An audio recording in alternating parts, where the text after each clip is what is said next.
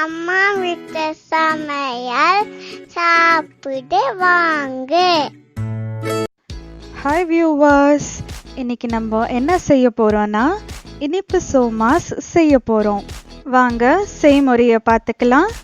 இதுக்கான இன்கிரீடியன்ட்ஸ்: ஒரு கப் அளவு உடைச்ச கடலை, முந்திரி திராட்சை 1 கப், தேவையான அளவு வெல்லம், 4 டேபிள் ஸ்பூன் எள்ளு, 1/4 கப் நெய், 1/4 கப் துருவன தேங்காய், ஒரு மிக்சிங் பவுல் தேவை, 1 கப் மைதா, 1 கப் கோதுமை, 1 கப் வறுத்த ரவை, தேவையான அளவு உப்பு. அகலமான மிக்சிங் பவுலில் 1 கப் மைதா சேர்த்துக்கிறோம், 1 கப் கோதுமை மாவு, 1 கப் வறுத்த ரவை, தேவையான அளவு உப்பு.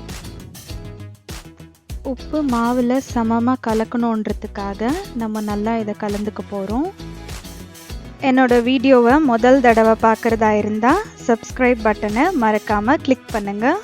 அடுத்ததாக கொஞ்சம் கொஞ்சமாக தண்ணி விட்டு சப்பாத்தி மாவு போல் பிசைஞ்சிக்க போகிறோம். அடுத்ததாக நெய்யை காசி மாவில் சேர்த்துக்க போகிறோம். சூடு ஆறுனதும் நம்ம மாவை பிசைஞ்சிக்கலாம். இப்போ நல்லா சாஃப்டான மாவாக பிசைஞ்சிக்கிட்டோம். இப்போது தட்டு போட்டு மூடி ஒரு 15லேருந்து 20 நிமிஷமாக ஒரு பக்கத்தில் எடுத்து வச்சுக்கலாம். இப்போ பூர்ணம் தயார் செஞ்சுக்கலாம். 1 கப் உடைச்ச கடலை, 4 டேபிள் ஸ்பூன் எள்ளு, உணர்ந்த தேங்காய் கொಬ್ಬರಿ தூள். இப்போ இது எல்லாத்தையும் ஒன்றும் பாதியமாக அரைச்சி தூள் செஞ்சுக்கலாம். அடுத்து வெல்லம் சேர்த்துக்கலாம். இதில் எவ்வளோ வெல்லம் வேணுமோ அவ்வளோ துருவிக்கங்க, உங்கள் இனிப்பு அளவை பொறுத்து இருக்குது. மறுபடியும் மிக்ஸி ஜாரில் தூள் பண்ணி எடுத்துக்கலாம். பார்த்திங்கன்னா இந்த மாதிரி தான் இருக்கும். அரைச்ச பூர்ணத்தை பவுலில் எடுத்துக்கிட்டேன். இதில் 1 கப் முந்திரி திராட்சை பருப்பை சேர்த்துக்க போகிறோம். இதை நல்லா கலந்து விட்டுக்கங்க. சோமாஸுக்கான பூர்ணம் தயாராகிடுச்சு.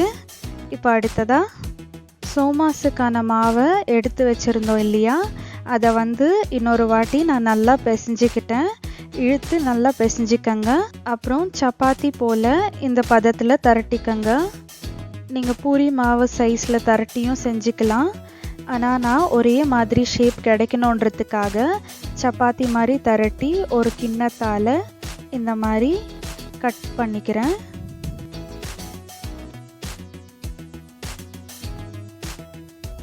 ஒரே நேரத்தில் இந்த மாதிரி 5-6 சோமாஸை நீங்கள் கட் செஞ்சு எடுத்துக்கலாம். பார்த்தீங்களா, சுலபமாக 6 துண்டுங்க நம்மளுக்கு கிடச்சிடுச்சு. அச்சு இல்லாமல் சோமாஸ் எப்படி செய்கிறதுன்றதை பார்க்கலாம். இப்படி ஓரத்தில் தண்ணி தடவிக்கங்க.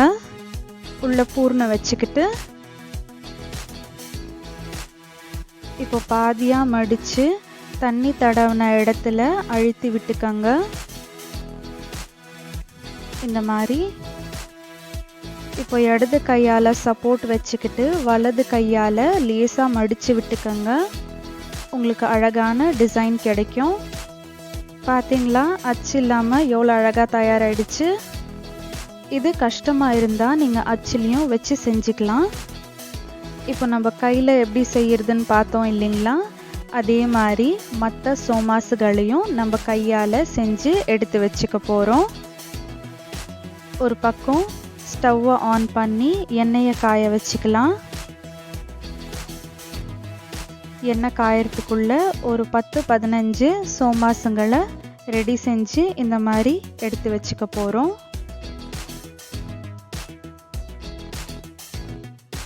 சோமாஸை செய்கிறதுக்காக அளவு பொருட்களை டிஸ்கிரிப்ஷன் பாக்ஸில் கொடுத்துருக்கேன். இது ஒரு 30 பீஸ் உங்களுக்கு கிடைக்கும். ஒரு பக்கம் எண்ணெயை காய வச்சுட்டு இருந்தோம் இல்லைங்களா, அது காஞ்சிச்சான்னு பார்க்குறதுக்காக கொஞ்சமாக மாவு விட்டு பாருங்கள். அது பொரிஞ்சு வந்ததும் நீங்கள் அடுத்ததாக சோமாஸுங்களை எடுத்து எண்ணெயில் விட்டுக்கலாம். ஸ்டவ்வை மீடியம் ஃப்ளேமில் வச்சுக்கோங்க. ஒரே சூடான பதத்தில் தான் நம்ம எல்லா சோமாஸையும் வறுத்து எடுக்க போகிறோம். பார்த்தீங்களா, நல்லா உப்பி வருது. ஸோ கரண்டியால் அப்பப்போ நீங்கள் திருப்பி விட்டுக்கங்க. அப்போ தான் சமமாக உள்ள வெளியே எல்லாம் வேகும்.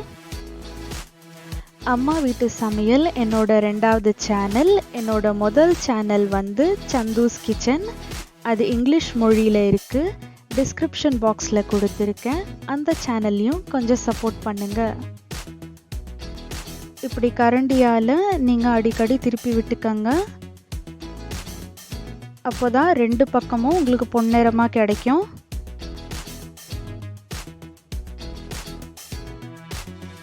பொன்னிறமாக ஆகிற வரைக்கும் வறுத்து எடுத்துக்கங்க. இப்போ பார்த்தீங்கன்னா பொன்னிறமாக ஆயிடுச்சு. எடுத்துக்கலாம். நம்மளோட சுவையான இனிப்பு சோமாஸ் ரெடி.